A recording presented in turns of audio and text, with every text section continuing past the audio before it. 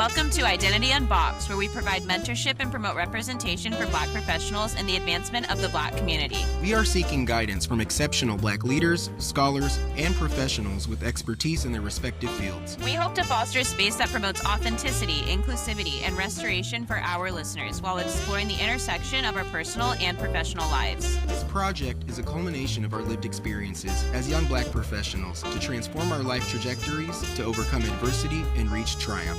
Our intention is to inspire you on your path to discovering your purpose.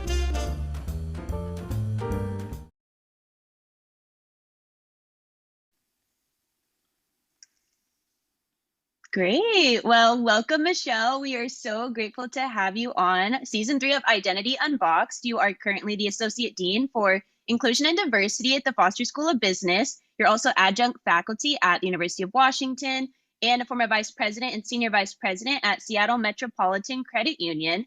I know that your family has a very rich history in the Central District and Seattle area, so we're so looking forward to just diving into that, hearing about your career experience, particularly in the financial sector. I think you're one of our few guests that we've actually had in that industry, so it'll be really interesting to learn about that and also talk about financial literacy. That's a big part of this podcast too, is education and holistic, and a holistic approach to that. And so we're looking forward to hearing your tips and tricks about fixing your financial life.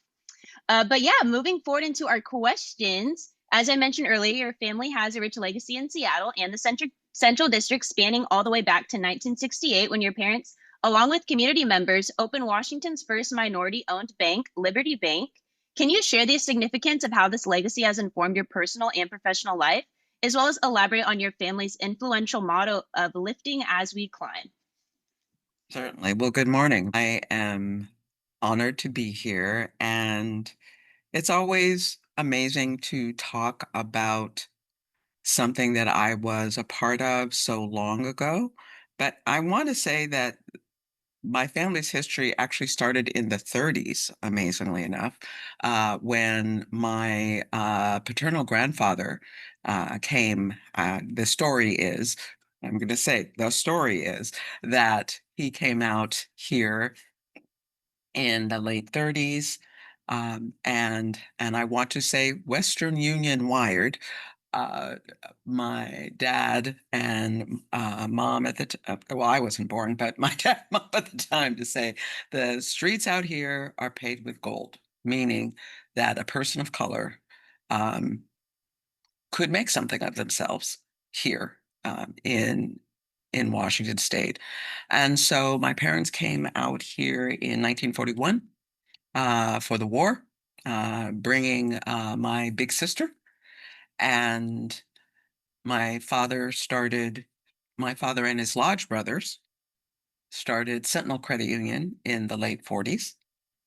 So that was the first financial institution. And he always believed that uh, at the time, Black people needed access to capital. We needed to have our own ways of creating financial wealth for ourselves and not depending on another demographic. And so Liberty Bank was his dream. It was his dream for people of color to have a bank. And so in May 31st, 1968, Liberty Bank opened. Ribbon cutting television coverage. Now, I'm saying television coverage is a big deal because this was back in 1968. So television coverage was there. The governor, the mayor, I mean, this was a really, really big deal. And it was a beacon of hope for the central area. I want to say it was a minority-owned bank because there were many different nationalities that put this all together and were part of the original founding board. And how did this shape their community? Well, between my dad and his commitment to the community, which was commitment to the financial literacy and just health of the community, and my mom in her own way, my mom was a member of what was then called Philarati Club, which was was a the Seattle chapter of literally the National Association of Colored Women's Clubs. That's what it was called back at the time. It may have a new name by now, but I don't know, but that's what it was called at the time. And their motto was lifting as we climb. And so that just became a part of or amplified what we were doing already. So that's where that came from.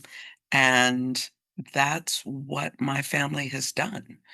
Um, every person in my family has done something for the community. My sister was a foster grad. Was of course it wasn't foster then, but she graduated from business school, and eventually graduate was the first Black woman to graduate from UW Law. In the first class of Black women, there were two first class of Black women to Wow, graduate in 1971. Yes, that's yes, amazing. yes, Could you speak a little bit more just about how that legacy kind of informed your professional path, particularly when you were an undergrad? Because I know you attended UW as well for undergrad, and grad. and I and grad, yeah. So I would just love to hear about what that journey was like. Did your parents' endeavors opening that bank kind of inspire you to want to go towards that financial path, or did they Absolutely, like kind of encourage you? Okay, I was just wondering. Yeah, would love to hear absolutely. more about how that decision was made. Yes, yes. I love to say I am Jim and Mardine Jr. Uh, well, my favorite um, anecdote is that I was born in a vault. So, because of the credit union was an entity when I was born, and I started working in the credit union as a very young child, like 5. And I worked at the credit union after school or during during breaks from school or what have you. You know, if we didn't have a nanny, guess where I was? I was at work, and I learned because my parents were very what would be the word? I'll just say upwardly mobile, and at that time very keen to assimilate. I learned how to read, write, addition, subtraction, multiplication really early in my life. And so people ask, well, what did you do at 5? And I said, well, I could read and write. So I can alphabetize, ledger cards, not even, this is far before computers, ledger cards or stamping pamphlets that actually said Sentinel Credit Union and then later Sentinel NAACP Credit Union. I could answer the phone. I knew how to say, good morning, Central Credit Union. Of course, then if someone asked for my father, I'd say, Dad, or probably more like Daddy. But until I learned, oh, yeah, I should probably call him, like, Mr. Purnell, but he didn't care, but that was fun. And then when he moved to Liberty Bank in 1971, I moved, of course, with him, and then I worked at Liberty Bank, from basically 1971 until I graduated from grad school here at UW. So and then I had 30 years in financial institutions. So, yes, it was definitely a major part of why I was in financial institutions for so long. I love that. Thank you so much. I know earlier you mentioned that it was kind of a collaborative effort among different minority groups to get the bank started up. And on the term lifting as we climb, I was wondering if you could personally speak to that to you. Like, what is the importance of allyship as we continue to build and create sustainable lives for ourselves and our communities? Oh, thank you for that question, Brad. We never do anything by ourselves. It is always about how do we lift someone. For instance, what did our former vice president, the Honorable Harris, say? I may be the first one, but I'm not going to be the last one. Or I'm going to open the door, but I better make sure that door is still open when I leave. And so lifting as we climb just to me means someone helped me get here, and it is my duty, it is my privilege to make sure that someone else gets here as well. And I so love that's that. always been a part of, I would say, the Purnell family. Yeah, kind of a driver for you too. And just like you mentioned, using, your positionality in order to uplift and to help those follow behind you and be able to have those same opportunities, if not more. And Yeah, what are we doing if we're not paving the way for those behind us that come from similar backgrounds? And so I exactly. think it's important to like emphasize that collective effort and that community centric type of mindset that you're speaking about, because we're all stronger together. And we've talked about that a lot in this, space with many folks, that coming together actually is going to allow us to really achieve what we want to do on a much larger scale. Yes, yes. Our our purpose, to me, is we make decisions for 7 times 7 generations from now. So, my children, my children's children, your children, whenever you have them, all of those, I'm making decisions now that I hope are gonna benefit 7 generations from now. And so it is what we are here on this planet to do. And I think this is truly a hallmark of Indigenous and people of color. It's just what we do. Thank you so much. Yeah, we are all here to lift each other up, and that's one thing we try to highlight on the podcast is the power of working as a collective to move forward, especially in the face of adversity. And I feel like that leads really good into our next question. According to McKinsey and Company, 64% of financial services C-suite executives are still white men, and 23% are white women, leaving just 9% of C-suite executive positions held by men of color and only 4% by women of color. Can you describe your experience in navigating your professional path as a Black woman in the finance industry, particularly when you moved into executive positions? I'm used to being the first, and I had to get used to being by myself. And when I wasn't, it was just so much fun.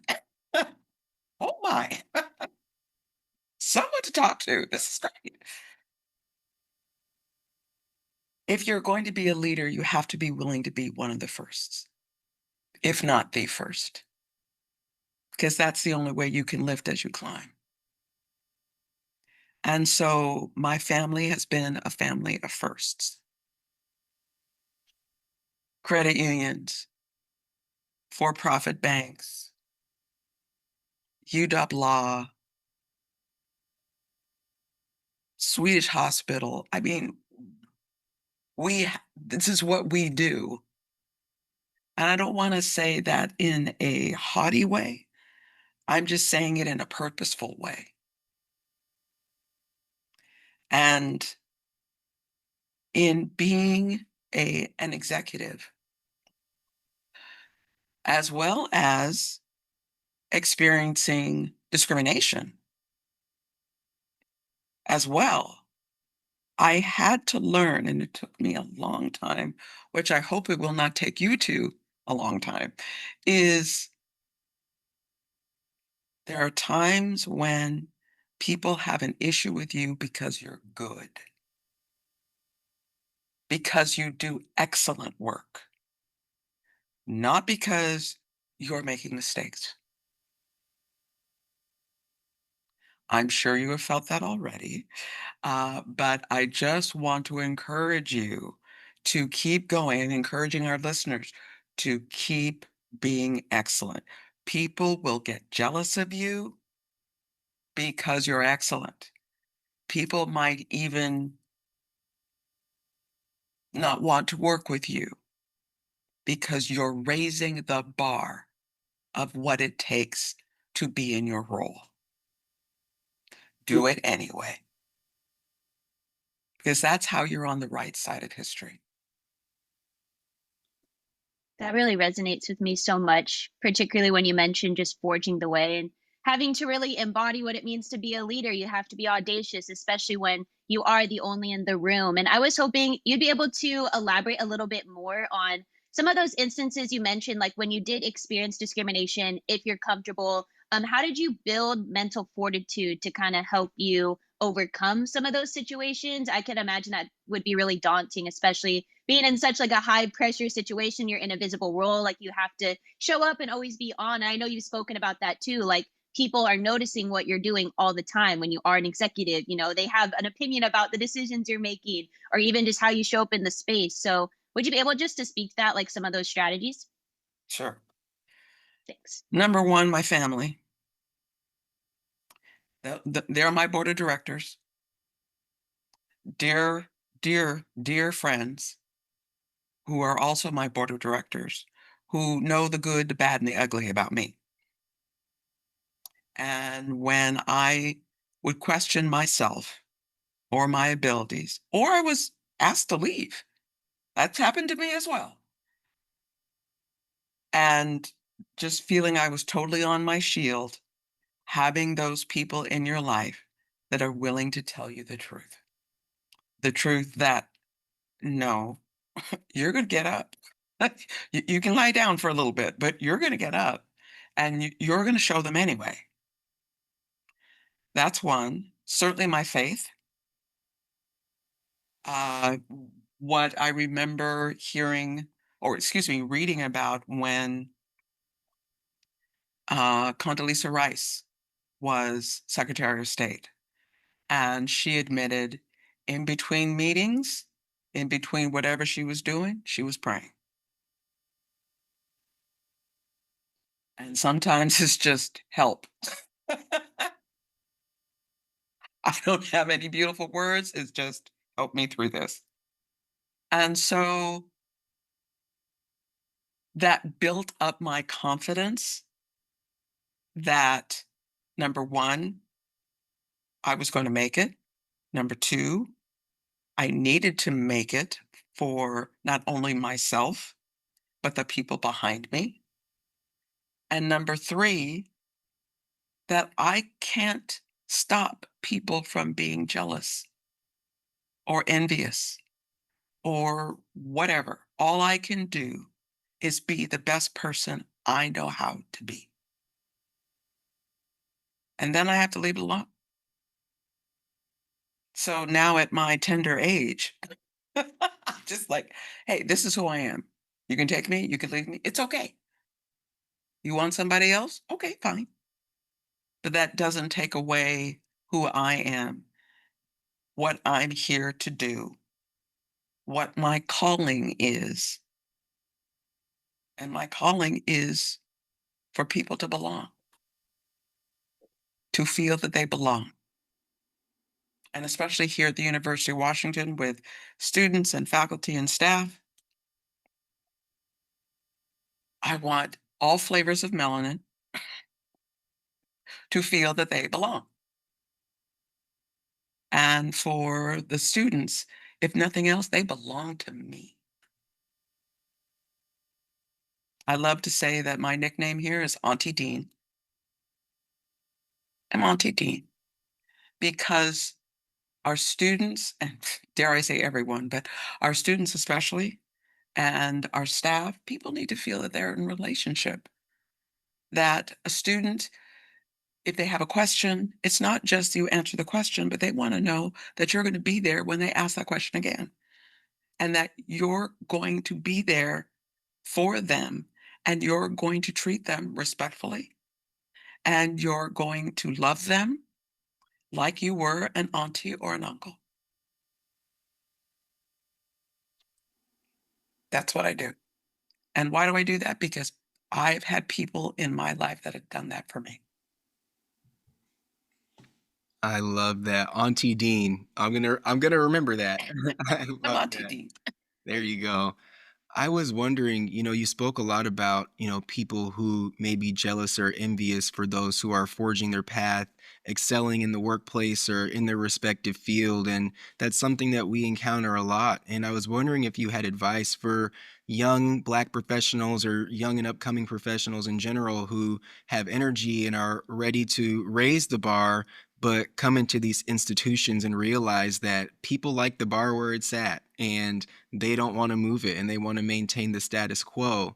And sometimes people get their confidence beat down. And so, how do you encourage people to keep going, or what advice do you have for people to keep going and rebuild their confidence if they have an experience where they're taught or told to minimize themselves? Great question. Number one, they need an auntie dean. They need someone in their life who is willing to lift them up. They need sponsor, mentor, I don't care, favorite auntie, favorite uncle. They need someone who can look them in the eye and say, "You are a gift, and you were put on this earth to be you, not anyone else, but you." That's number one. Number two, they have to know their worth. How do you know your worth? You know your worth by working hard. Number three, I would say take a course on how, or get a book on how different demographics process information, how they know, what their logic is, how they see right and wrong. I can give you some tips later on, but learning how different ethnicities process and see logic and see right and wrong was extremely helpful to me because I realized, oh, that person is just being whatever ethnicity they are. Had nothing to do with me. I respect them, but I can also see when their drive was more not necessarily against me, but this is how they're hardwired. And that's not something I'm going to change. Neither do I have to be like them to succeed. So there is a wonderful, wonderful gentleman by the name of Dr. Edwin Nichols. He, Ed Nichols and Associates, I want to say, is the name of his company. He, right now, I believe this month actually, he should be 94. He is a Black clinical psychologist, and he created in his research, he created what is called the matrix, and it is an amazing, this is his life's work. He is on YouTube. Even though the YouTube videos are dated, you can learn a whole lot about how to handle yourself in the midst of different ethnicities. I had the pleasure of seeing him here, sat at his feet, here in 1982, and he just changed how I thought about the world and the people in it, and helped me understand where we had flybys. It was like, oh my goodness. And since then, I have used his work. His work has been in my office on a bulletin board or somewhere I could see it for the last, oh, I don't want to say how many years that is. But anyway, and I had the opportunity to hook up with him within the last 2 years when he was in Seattle giving a lecture, what have you, and I again sat at his feet just to be reminded again. It's great work, and it's not putting any ethnicity down, it's just saying, "These are the key strengths or the key next time opportunities for this demographic, for this demographic, for this demographic," and he has it's wonderful, and I That's use it every great. day. I practice it every day because sometimes you just have to say, "They're just being how they're hardwired." Right. And Right. I Instead just of, need to be how I am hardwired. right. Yeah, and instead of like taking things personally too, I imagine that probably was something that you were struggling with. And then once you were able to see that, research and that analysis from an objective standpoint about, well, people just process information differently depending on their identity, depending on their upbringing, depending on their own experiences that they've had in the workplace and their lives. And so that helps you kind of approach things in a more logical way and be more Yes. reasonable when you are managing, conflict and different personalities. I do plan to look that up. That sounds incredibly interesting. Happy to share it with you. Yeah. And so valuable and encouraging all the listeners as well to research that. So great. And moving forward, we are going to pivot a little bit to talk some more about financial literacy and your experience in the finance sector. And we're going to throw some stats at you. So please buckle up for that. According to the Federal Reserve in 2019, the median net worth of white families was $188,200, 7.8 times that of their Black peers at $24,100. As adjunct faculty at the Foster School of Business and with your experience in the finance industry, can you describe the systemic barriers that Black families and entrepreneurs face in building generational wealth? Additionally, what are a few key pieces of advice that you would like to share for the Black community to build economic prosperity and or solutions to remedy this prevalent inequity? And please let me know if you need me to repeat some of that too. Well, I do have the I have it in front of me. So I knew you would come prepared. I was like, she's gonna have the stat. She's a numbers person, so I'm excited for this. I'm gonna take notes. this is also part of the class that I teach here at Foster. So I'm going to pull some information from that class as well. And I've had the honor of working with Dr. William Bradford, Dean Emeritus of the Foster School. And the systemic barriers are many, but let me just kind of break them down, hopefully into some key points. Wealth in this country has been built on what? Land, the ownership of property. If you can own property, you can transfer that wealth to your children and your children's children. If you are not allowed to own property, that is a barrier to building financial wealth. That's one. Number two, the GI Bill. The GI Bill was supposed to be for all soldiers coming back from World War II. And what was it? It was offering land, houses, education. But of course, that was for a certain demographic. And we were not included in that demographic to the extent that others with less melanin in their skin had the opportunities. That was barrier number two. So if you are not able to get an education, if you are not able to own property, it's going to be very challenging to build wealth over generations. If you are not allowed to own property, then most businesses are started by, amazing enough, small businesses started by either getting debt financing, which is much easier to get if you are of a certain demographic, or you take out a home equity loan or a loan against your property. Well, if you can't own property, that's more difficult to do. If your property isn't valued as high as someone else's property, that also is a systemic barrier to not only building your business, but passing on that business's uh, financial success on to your children and your children's children. So many people who have done what they were supposed to do. They've gone to school, they've paid their taxes, they were able to buy property, and they want to sell, able to buy a house, what have you. They want to sell their house. They're living in a um, modest neighborhood.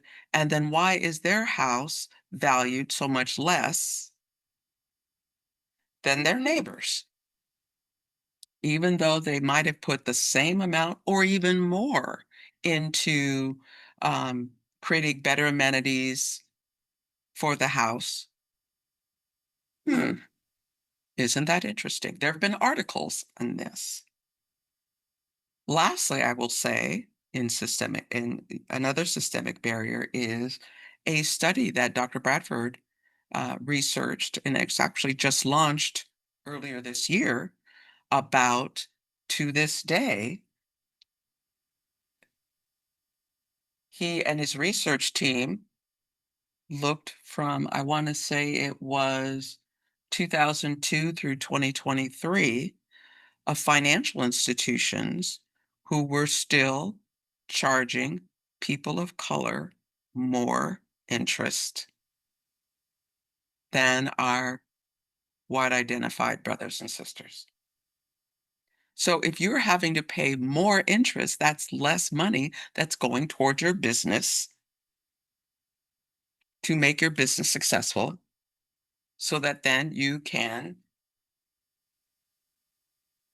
support your family and pass that on to future generations. Those are the systemic barriers that I see at this point in time. And I've even had that happen to me, even though I spent 30 years in financial institutions. Quick story is a few years ago, my husband and I wanted to increase our home equity line of credit because we were going to have significant work done to our front yard. And went to the credit union that I worked for over 10 years and still have my financial relationships there, to extend our home equity line of credit. Fine.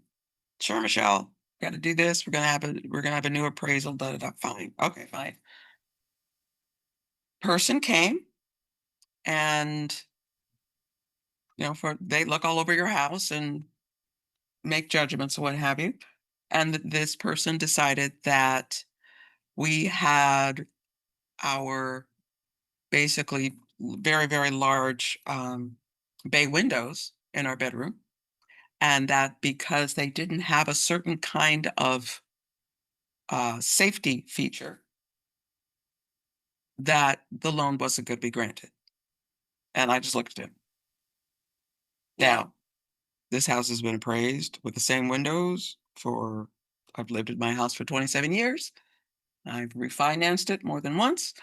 And I was also taught not to call someone out in my home. So we just went through the process and it's like, and I will have to come back to say whether these, if you do decide to get new locks, I will have to come back to decide whether they pass muster. And I just looked at him.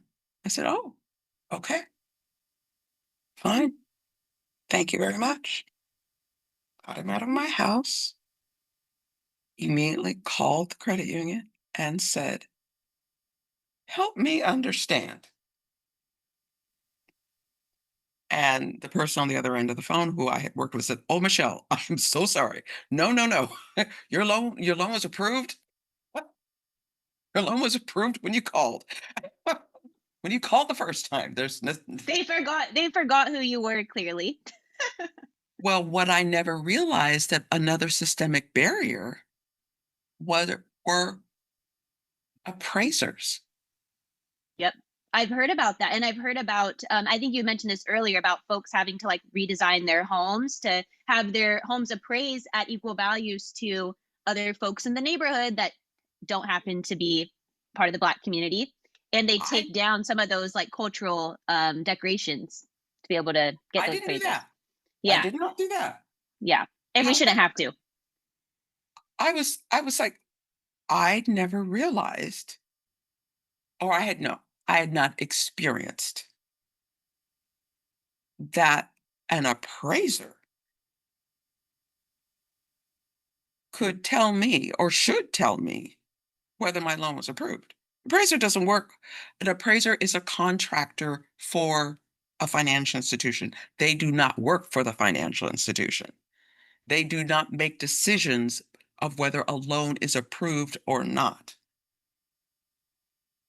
And I thought, I should not have to have 30 years of financial experience. And I'm saying 30 years of financial experience postgraduate school. I'm not talking about when I was 5. But if I add that, that's just more years than I care to admit to.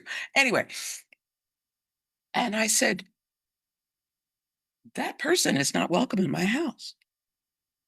So, Michelle, you don't, your loan's approved. If you choose to change your locks, that's just fine. If you choose not to, that's just fine. We did it just for safety reasons. Okay, fine. But I was appalled and I was hot. And I made that known to my credit union. Thank you so much for sharing that story. And I'm very glad that you did talk about that because, like you said, it's imperative that folks have access to this information and education, particularly like you were someone that worked in this industry. And if you didn't have, that background, you may have not realized that your loan had already been approved and that this person actually couldn't make that decision. And that could have barred you from refinancing on your home or setting yourself up for a better financial future. And so I think it's so important, like you mentioned, just to hold folks accountable. And you spoke up and you were vocal and you ask for more information. And I think as people that don't always have that access, sometimes it's difficult for us to feel confident to speak to those folks and say, hey, I think you should look into this more. I want to have more context for why this decision was made, because we feel like it's maybe not our place. But I think you demonstrate that it definitely is our place, and it's critical that we do so in order to be able to get where we want to go, because there are so many of these kind of hidden barriers like you are mentioning. Mhm. And one of my favorite ways to ask a question when something's not right with my spirit is help me understand. Yeah, and be curious. Hmm. That's great. Hmm. That's great in general. I love that. I wanted to ask a question that's a little more geared towards people in our community, the Black Hmm. community.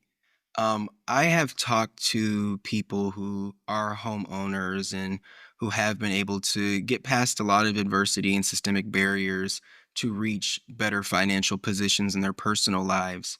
Um, and it seems like a lot of the people, not a lot, but some of these people that I'm referring to don't want to acknowledge the systemic barriers because they don't want to feel like victims. They say, I made it. It's not nearly as bad as when my parents were growing up. And so they kind of like diminish the systemic barriers that still exist today. And I was wondering what you have to say to folks who believe that these things were in the past and they really aren't impacting us still today. Oh my goodness. They do impact us today. One of the reasons why there is such a disparity in net worth of white families, net worth of families of people of color, and not only Black, but Latine, Native American, what have you, is because these systemic barriers have been going on for so long. If we had been able to purchase land when we first got here in 1619, that gap would be smaller. And I don't know how people refute that fact. There you go. That's really it. And yeah, I mean, as you were saying, like these systems are perpetuated by us, and that lack of education contributes to some of these policies that are usually racist to continue to last for decades and decades. Like these systems were built for decades and decades, and so it's going to take those similar amount of decades to kind of, I guess, like deinstitutionalize some of these systems. So Well, I think if you think about when we came here in 1619, if we had been able to purchase land, purchase our freedom, be more indentured servants that could purchase freedom over time. Be educated, not be taken from our families, be able to speak our not on, certainly learn English, but be able to be with our own families. How much farther we would be today with that gap would be much smaller. Those are also the systemic barriers that we and others have had to endure. And we are grateful for the laws that are in place now. But we needed those laws to be in place 400 years ago. We needed equity and equality 400 years ago. Native Americans, long before that, centuries before that. And Latine, again, centuries before that, because they're, Native Americans, indigenous. It, I'm looking right up at my book, The 1619 Project, which is up there. And so I'm just shouting that out so folks read it because people try to obfuscate history with, misinformation and disinformation, especially now with the rise of social media and technology. And that book was probably the most comprehensive look at history, particularly from the Black lens for me. And so, yeah, I really encourage folks to read it. I'm sure you've read it, Michelle, but yeah. but there's also, I want to say, there's a difference between, yes, there's systemic barriers, Hmm. and the world owes me something. Yeah. Yep. It's not entitlement, but it's more so we're using our history to inform how we move forward and also like holding people accountable that actually maintain the status quo Right. with that education.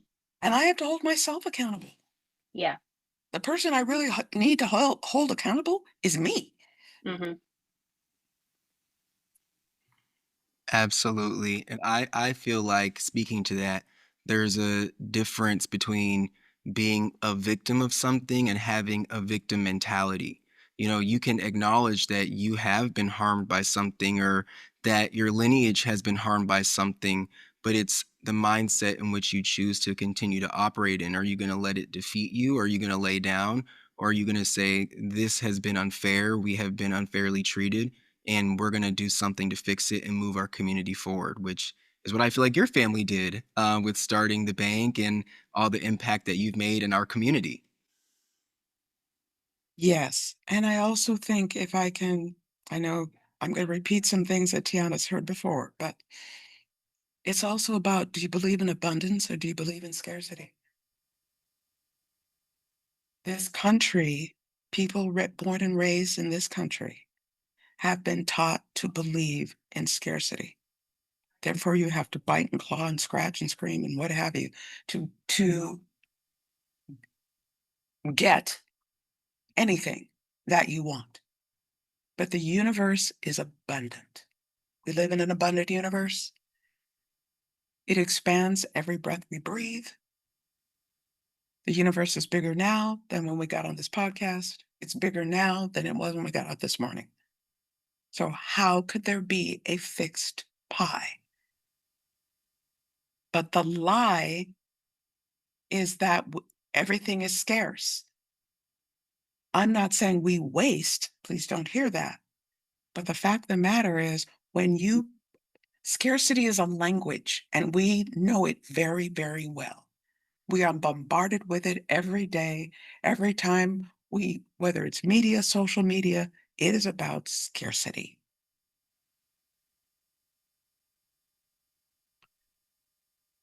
Abundance is also a language you can learn.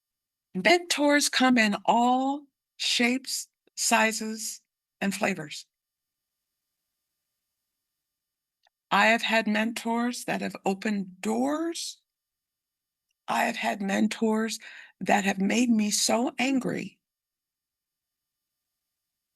that I changed my trajectory and for the better. Everything in your life, everything in my life has brought me to this moment. The things that worked out, the things that didn't work out, and especially the things that didn't work out the way I thought they were supposed to. I can now say, oh, that's why that didn't work out because you were preparing me.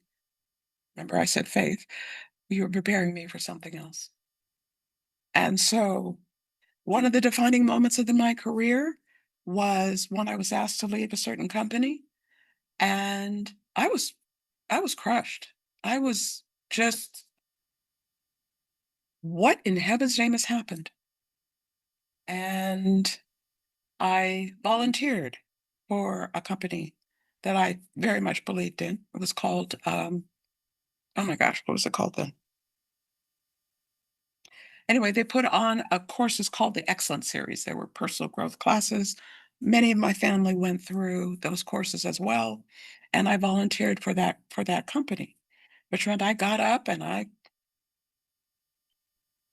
put myself together and went to the office and did different um, work for the executives there.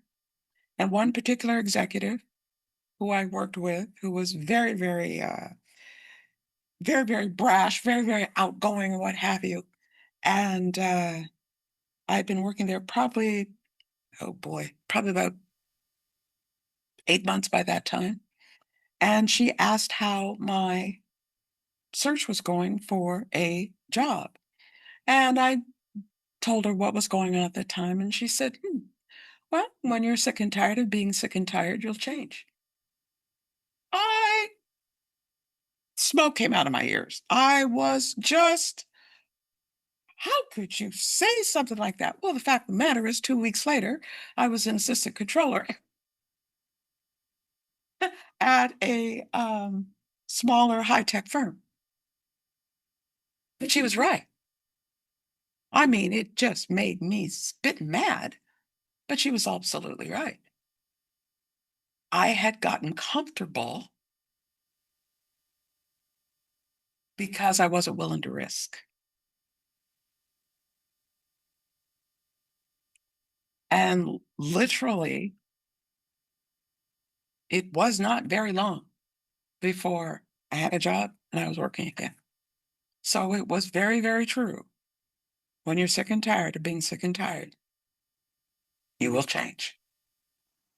And that's a testament to your commitment to your own growth because many people are not even willing to take that risk. They'd rather just, well, maybe not rather just sit in the discomfort, but they don't really want to know what else they could have. And so they think this is the easiest path. I'm just going to keep going along with it. It's working out okay. It's maybe not the best situation for me, but it's not horrible. And so some people just continue to go along with that. And so I love that you mentioned that that person kind of allowed you to be able to say, hey, what else could I do? What's that next opportunity? And let me see if I make that pivot, how I enjoy that.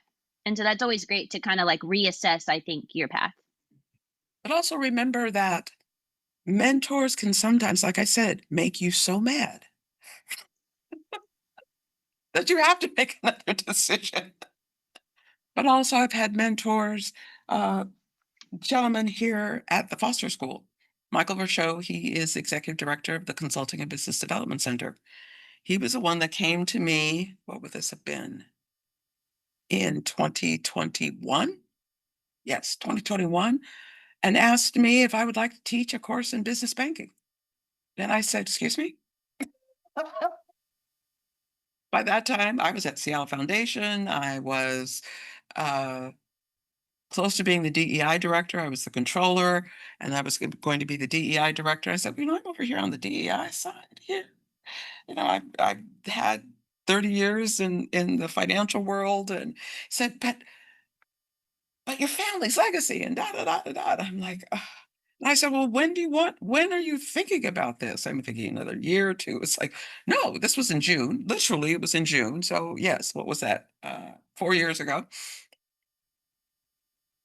No, I want to teach it in September. I'm like, "Sep- of this year?" I and have then, 3 months to get ready. What is going on? okay, well, am I teaching to a curriculum that's already been laid out? No, create it. Just what In all your free time because you have so much of it. That's so funny.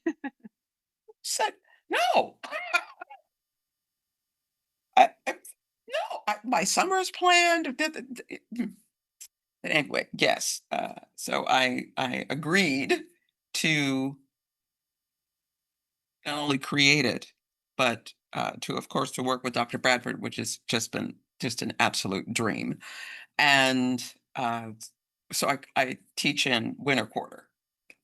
Give myself some. That's like, oh my goodness. But that Michael's been another mentor of mine. Never thought that. And he just scared the heck out of me. But yeah, here we go. Right. And That's so funny. I was just going to ask, like, if you ever saw yourself teaching it all too, because I mean, it's so great that now you're able to like impart all that knowledge you have from, your finance background to the students. But did you ever see that like pivot in your life, or was that just I because never someone else thought I kind of would piqued your be interest? I never thought I would be in academia. However, Yeah. I have given back to Foster, the University of Yeah. Washington, since I left In other ways, yeah. in Right. other ways, Hmm. basically counseling and mentoring students. Yeah. Basically, what I just told you about, you can Hmm. have anything, is saying this to students and coming back and speaking, or Dr. Bradford and or the late Dr. Spratlin, another one of my mentors, and I will say almost second dads. I would hear their voices like, "Who am I meeting with? Who? Okay, where am I meeting the student? Are they coming to my house? Are they all coming to my house? Am I taking them to lunch? What's going on? What am I doing?" And so I've been doing that, just like my parents have been doing that, just like my sister's been doing that. So that's also, yeah, like DEI to me is like lifting as we climb and giving back to the community. That's just what we do. Absolutely. I was wondering too, because that was a pretty quick turnaround that, he asked you to teach that course and you jumped right into it. Can you elaborate a little more, especially for young professionals, on the importance of taking risks, even when things seem scary, like, oh no, there's no way I can do this, or I'm not ready? We make it through life by taking risks. If we didn't take risks, we'd never learn how to walk or talk or run or whatever we can do. We each have a gift that is specific for us to share with the world. And most of the time, that takes risking.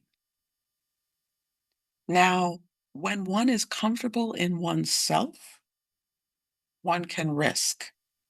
If you're not comfortable with yourself and your gifts, are not willing to know what your gifts are, it's hard to risk. So, first, you have to know yourself and the gifts that the good Lord gave each and every one of us, and the reason why we're on this planet. And I say spend time with that. And once you do, you will hear, you will understand, it will come to you what your calling is. And then do that. So if you are called to be uh, this team that is creating amazing insights for so many people, don't think you have to be a brain surgeon. Now, that would be a significant risk, unless somewhere in your spirit you need to be a brain surgeon. If you do, go do that. But where you are, you have an amazing sphere of influence right now. And in another few months, that may change, okay, or not. but do what your heart calls you to do. And that's not something that many of us hear as young people. But as an old person, I can definitely say what your heart calls is what you're supposed to do in this life. And it's also speaking the language of abundance. Because if you're doing what your heart calls, the universe didn't put that in your heart for didn't make a mistake putting that in your heart. So the universe will be there and attract the resources that you need to do that. That's so great. And it sounds like it's also just a matter of like being assured in those decisions that you do make. Like once you do listen to that inner voice, just knowing you're going to be taken care of regardless. It's worth it to just take this risk and see what happens because if you don't take it, you'll never know.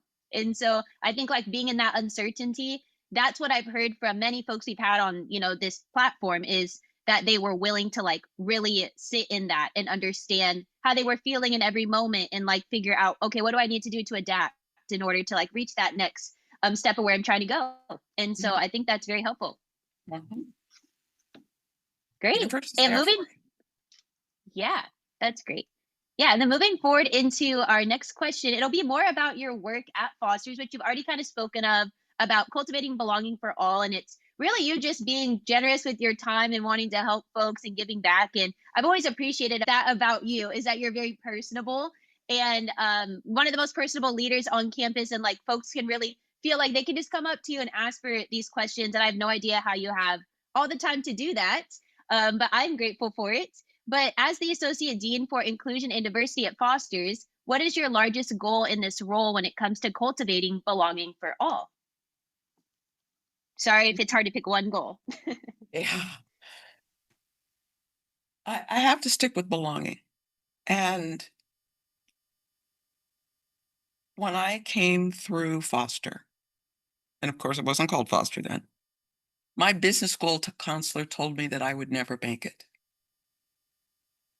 through the business school. And by that time, I'd worked in a financial institution since I was 5. So let's say, what would that have been? I probably would have been 19. So I had had approximately 14 years of financial institution experience. And this person was saying that I would never make it through business school. Another person that made me mad. And of course, I went to my parents and boo-hooed and what have you, and my sister and boo-hooed. And they're like, you're going to business school. Of course you're going to do this. Like, who's Do that anything. person? What's who cares You can about do their anything opinion? you set your mind to. And I did. And now I'm associate dean at the same school. So there's some satisfaction there that is not lost on me. But even more important, I don't want anyone else to go through what I went through. And I was also, when I was in grad school, there were only 2 Black people in our entire class, and I was the only Black woman, and I was the second youngest in the class. So, making people feel that creating a space where people feel that they belong, because when you feel you belong, you can do anything. When you feel you belong, you can even make mistakes and know that people still believe in you. My youngest niece went to a white identified school, Stanford, and an HBCU for med school, Meharry. And I asked her when I was given this role, what was the difference? Because my I had not had the opportunity to go to an HBCU. And I said, what was the difference between Stanford and Meharry? And she said, Michelle, they were both hard. rigorous here, rigorous here. The difference was one felt like a weeding out process. Look to your left, look to your right, someone's not going to be here in another year. And the other one felt like every professor, administrator, worker, they were embracing students to support them to graduate. That's my goal. Not that I'm going to turn foster into an HBCU. That's not happening. That's not my goal. But I can continue to encourage our staff and our faculty to embrace students to support them to graduate.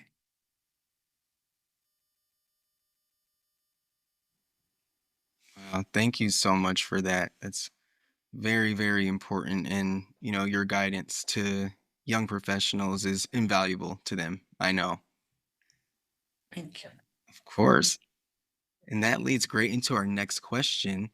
You have served on numerous boards in your career. Can you share how early career professionals can get involved with board leadership, what the work entails, and what some of the critical skills are that folks should seek to gain before serving in those positions?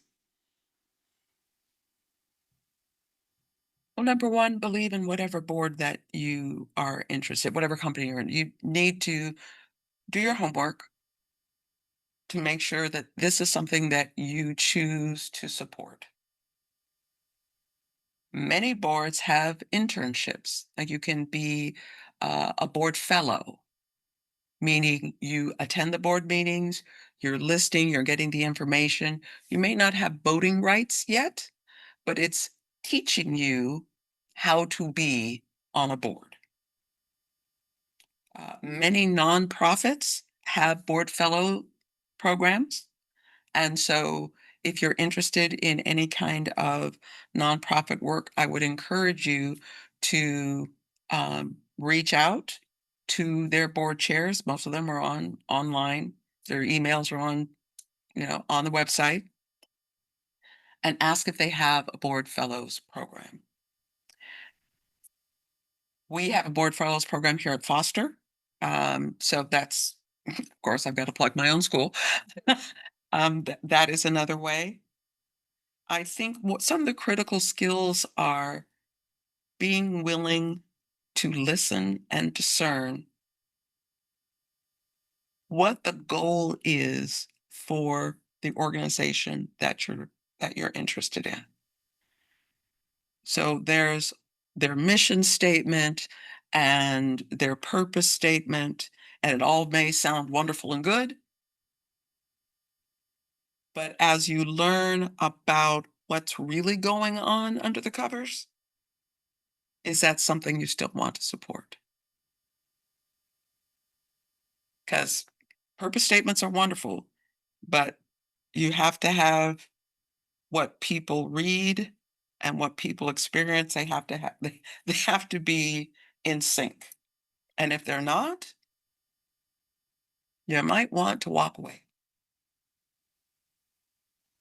That's such great insight for folks. Oh, to understand kind of like how boards actually function, because on the surface it may seem like, oh, this is such a great organization or mission, but it's important to know like what's actually going on, how they're being actionable, and are dedicated to furthering that mission in a tangible way. And so I think it's important that you mention that. Yeah. Secondly, if you happen to be working in an organization, for profit or not for profit, who has a board, ask your manager to ask their manager or ask the CEO if you can attend a board meeting to listen, to sit at, this is what I would say, to sit at the kids' table, no speak, quiet, and listen. Listen at how different board members are, how they're interacting. Are they moving the organization forward? Are they bickering amongst themselves? Ask to learn. Yes, it's a risk, but what is it also doing? It's asking to be taught. It's asking because you want to learn. It's asking because you care. And so it's more than curiosity. It's actually a platform for learning. And there are very few executives that would deny you that request. Now you got my gears turning because I've never served on a board before. So I'm like, I'm going to send a couple messages now, see if I can just sit in and see how it works. Yeah, exactly. There you Exactly. go. It sounds like you just have to put yourself out there, honestly, because like you said, people are usually very willing to, want to allow you to come sit in on those meetings. And most of the time, it's just great for them to have like a younger voice in the room too, even if you are just shadowing initially. But sometimes they want that other perspective. If they've had folks that have been on boards for years and years, it's good to have, just a new lens onto the work. And for the CEO to say, this is one of our young and upcomings, I mean, it's a win-win for them as well because they now look good to their board. So Right. And yeah, don't investing be in afraid to the ask. talent too. Yeah. Yeah, Don't be afraid to don't be ask. afraid to ask. That's We great. we people of color have been socialized to not ask questions. Hmm. That is one of the things that we need to continue to overcome. That our curiosity is just as valuable as anyone else's curiosity. And how does one learn? One learns by asking questions. One learns by making mistakes. Now, I wish I could sit here and tell you that all the successes I had in my life were because, I just knew. No, 1,000 times no. I would say 75% of the times because I made a mistake. But again, surrounding yourself with your own board of directors or people that will tell you the truth, the good, bad, and the ugly about yourself, and use that to springboard to where you want to be. Because even the people that make you mad really care about you and want you to succeed. That's so true. Definitely. And just like having those voices around you that will be candid. Like I think that is really necessary to be the best version of yourself because sometimes we can get used to having folks that don't really ask much out of us or don't hold us accountable when we do make those promises to ourselves. And so you need to have those voices that are asking, what are you actually doing? And how are we going to change this? So that's really great. Perfect. And then moving forward, I know we're a little over time, so we are getting to the tail end of our questions. But I would love to just ask you this in retrospect about your career. Thinking back to yourself as a young Black girl, what are the words of wisdom you would give her knowing where you are in your life now?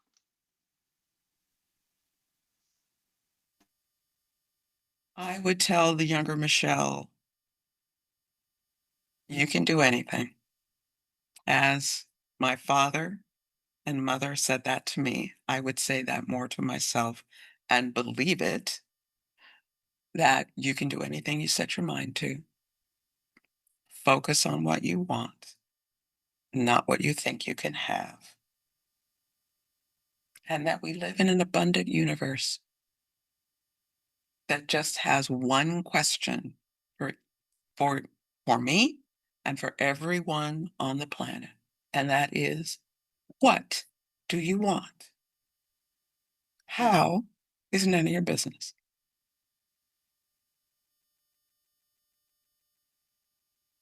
Wow, that stuck with me. What do you want? And the how is none of your business. The Because, how is the universe's role.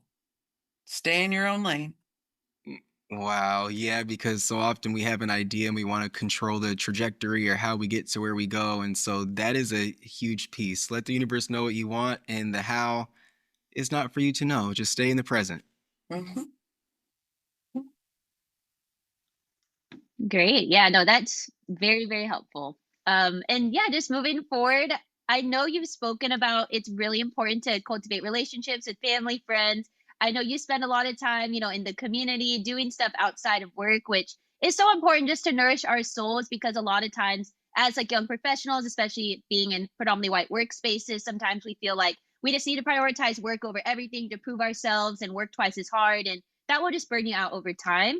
And so I would just love to hear in your profession or outside of your professional life how you prioritize your self-care and wellness, kind of what some of your favorite hobbies are. I know that you do some hula dancing and so many other things. So I would just love to hear about those. Well, I've studied hula, Hawaiian dance, for about 25 years. I think I'm in my 25th year. And it started out as, oh, I think I just want more dance in my life.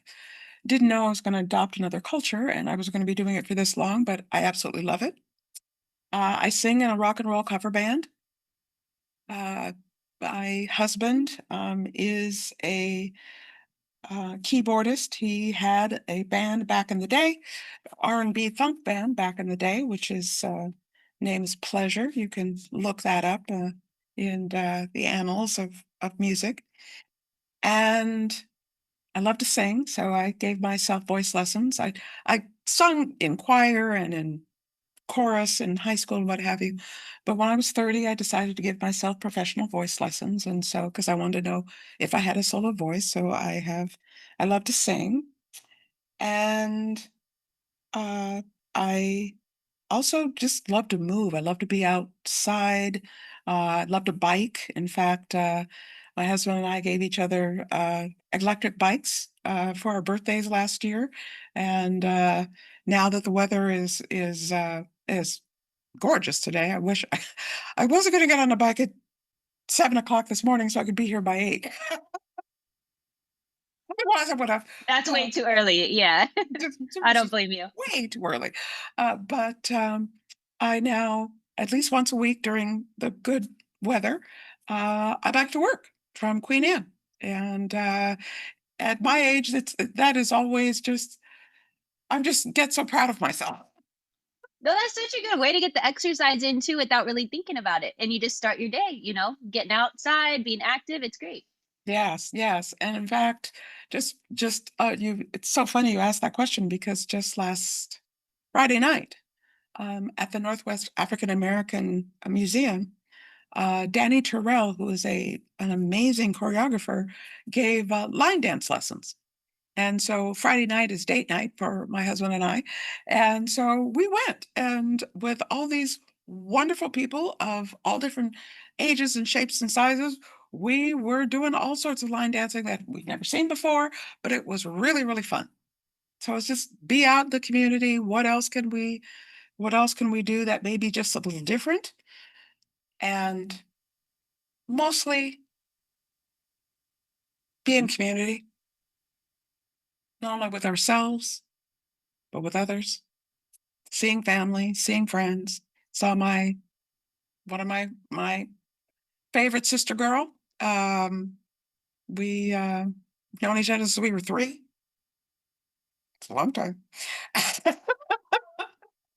Went from first grade all the way through high school together and still together after all these years. So that was just fun just to remember and laugh about things either we are working with, in our lives now at this age, as well as you remember when. That's actually such a long time. It's probably really cool to be able to like reflect on some of those experiences you had because I'm sure they've seen you through like all the ups and downs Oh, and absolutely. everything. So, Absolutely. In fact, yeah. I won't even say what our high school reunion is in another couple weeks. I won't say how many years, but we're just looking at each other like, no, really? It's been that long? Really? Okay. Mm, That's so cool to see where people are though, like and to reconnect. yes. Very fun. And it Yes. sounds like key to like cultivating joy for you and for anyone is like just keep trying new stuff. Like you mentioned, you went to the line dancing thing, like that was a new thing you tried out. And so just like looking for those opportunities to get out there, do something different, and just see if you like it. Yes. Yes. And do something that fills your spirit, whatever that looks like. And whether it's in, the community that you hold dear or a total different community, just do something that uplifts your spirit as well as rest. Because in the times that we are now, rest is resistance. Rest is necessary. So you Yeah. can show up as your best self. Yeah, and rest is not encouraged, I feel like, in our culture, especially here, like in America, it's always hustle, hustle. But like you need the rest to be able to, show up and give your best, like you said. So, and Brad, go ahead. Yeah, I was gonna say Rest is Resistance is a great book. Highly recommend everyone read it. Our ancestors could not rest, and now we got to do the resting while we continue to push forward. Exactly. Exactly. Yes. Yes, yes. Yes, well, thank you so much. We are to the end of our interview, and it's been wonderful talking to you. And this question is something that we ask all of our guests because our identity and our relationship to our identity is unique to us based on our lived experience. So, one thing we wanted to ask you is what does Blackness mean to you?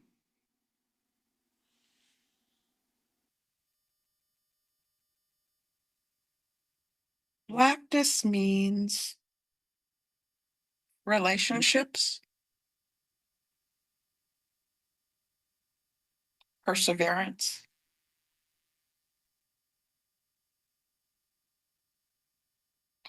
Everyone on this planet has ancestors that came from where we came from Africa.